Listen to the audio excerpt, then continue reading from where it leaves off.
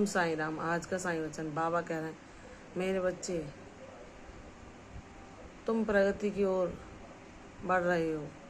नए अवसर मैं तुम्हारे जीवन में शीघ्र भेजूंगा, जो तुम्हें इन दुखों के चक्रव्यूह से बाहर निकालकर तुम्हें उस खुशियों की दुनिया का एहसास कराएंगे जिसके लिए तुम बहुत दिनों से प्रतीक्षा कर रहे हो।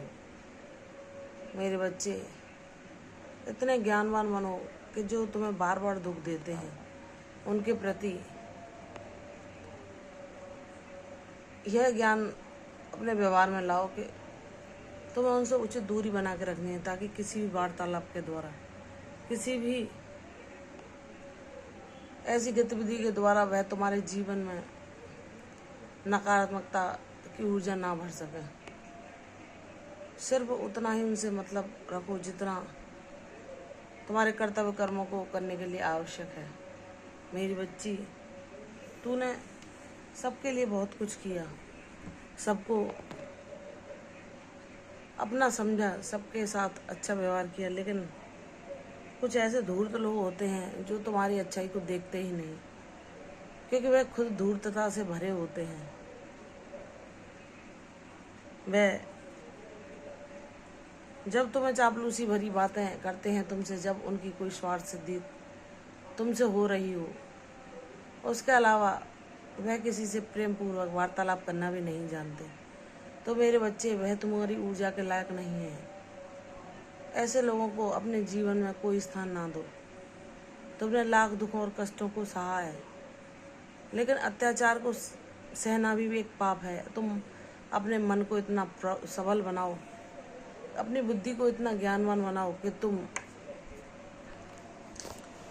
जो जिस लायक है उसको उतना ही अवसर दो अपने जीवन में, या उतना ही उसका महत्व समझो, उससे ज़्यादा नहीं। क्योंकि ऐसे लोग तुम्हारी ऊर्जा का क्षय करते हैं, तुम्हारी सकारात्मक ऊर्जा को चुराने की कोशिश करते हैं। वह तुम्हारे जीवन में दुख और निराशा ही देखना चाहते हैं।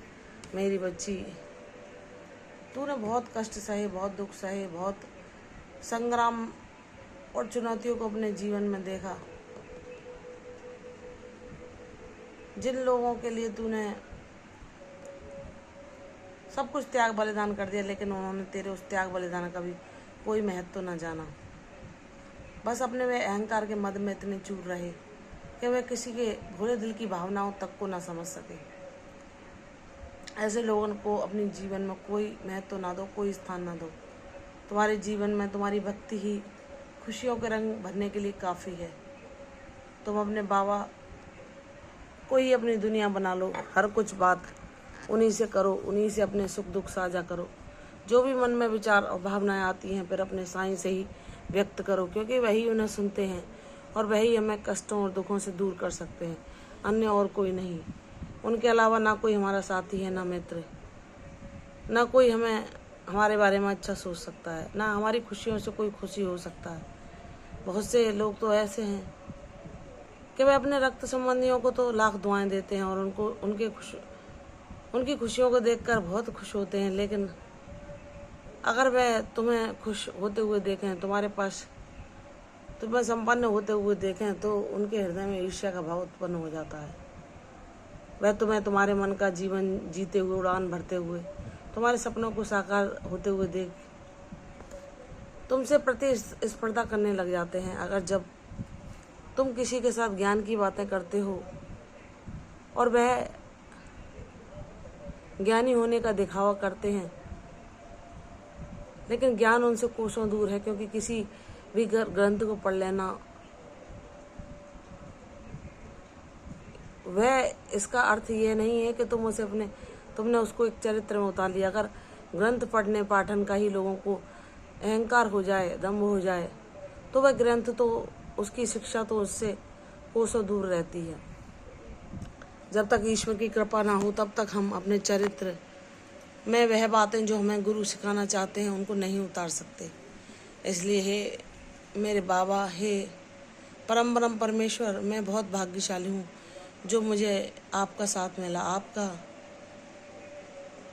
गुरु आपका गुरु होने आपके गुरु आपका शिष्य बनने का मुझे सौभाग्य प्राप्त हुआ। आपने मेरा गुरु बनकर मुझे जो मार्गदर्शन दिया है, मुझे जो ज्ञान दिया है, मुझे जो भक्ति दी है, मुझे जीवन में हर पल संवारा है, हर पल संजोया है, हर पल मेरी रक्षा की है।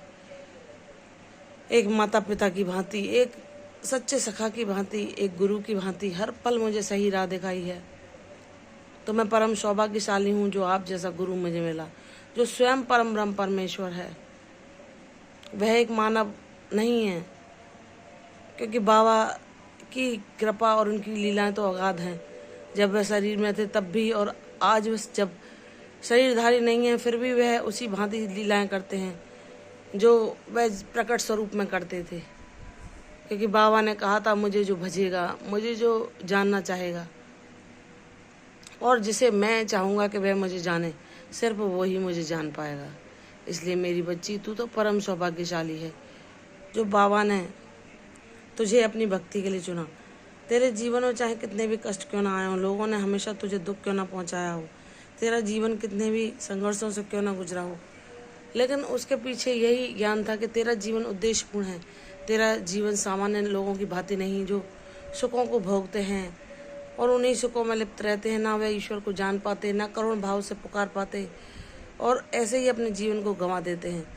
मेरी बच्ची, तुम्हारे जीवन में जो कुछ हुआ, जो तुमने अपने कष्ट, संघर्ष और दुख झेले और मुझे करुण भाव से पुकारा, वह भी तुम्हारे लिए शुभदायक है। इसलिए ऐसे लोगों को जिन्होंने तुम्हें कभी सम्मान नहीं दिया, तुम्हारी भावनाओं को कभी नहीं समझा, हमेशा तुम्हें बुरा व्यवहार ही किया, हमेशा तुम्हें ताने ही सुनाए, कभी तुम्हारे मूल्यों को वह ना समझ पाए, कभी तुम्हारे गुणों को ना देख पाए, तो उनको भी धन्यवाद दो। क्योंकि उन्होंने तुम्हें जो दुख और ऐसे ताने, व्यंग रूपी बाण चुभाए, जिनसे तुम्हारा हृदय का तार, सभी जिनको भी तुम अपना समझते थे, उनसे टूट गया और सिर्फ भक्ति ही तुम्हारे जीवन का सार बनी। तुमने सच्चे हृदय से मुझको पुकारा।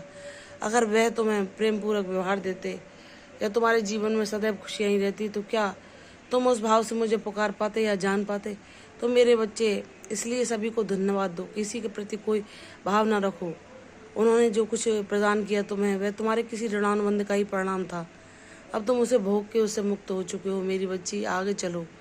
तुम्हारा जीवन एक सुनहरे कल का इंतजार कर रहा है, जहाँ तुम अपने सपनों को साकार कर पाओगी और मेरी भक्ति के द्वारा तुम्हें पहचान मिलेगी। तुम अपने हर उस अभाव से, हर उस मजबूरी से, अपने आप और हर उस लाचारी से अपने आप को मुक्त पाओगी, जिसके लिए तुम मुझसे प्रार्थना कर रही हो। मेरी बच्ची, आज पूर्णिमा का दिन है। तेरे जीवन में भी पूर्णिमा की रात्रि है, जब अंधकार जाने को होता है और चंद्रमा अपने पूर्ण स्वरूप में होता है। वैसे ही अब तुम्हारे जीवन का अंधकार जा चुका है और सुखों का चंद्रमा पूर्ण बनकर तुम्हारे जीवन को प्रकाशित करने के लिए शीघ्र ही तुम्हारे जीवन में अवतीर्ण होने वाला है। मुझ पर विश्वास करो, तुम्हारी जीत अद्भुत होगी। तुम मेरे नाम से, मेरी भक्ति से प्रसिद्धि पाओगी और अपने हर कष्ट से मुक्ति पाकर मेरा ही गुणगान गाओगी। प्रसन्न रहो, यश आशीर्वाद। कल फिर आऊँगी साईं वचन में, तब तक के लिए ओम साईं राम।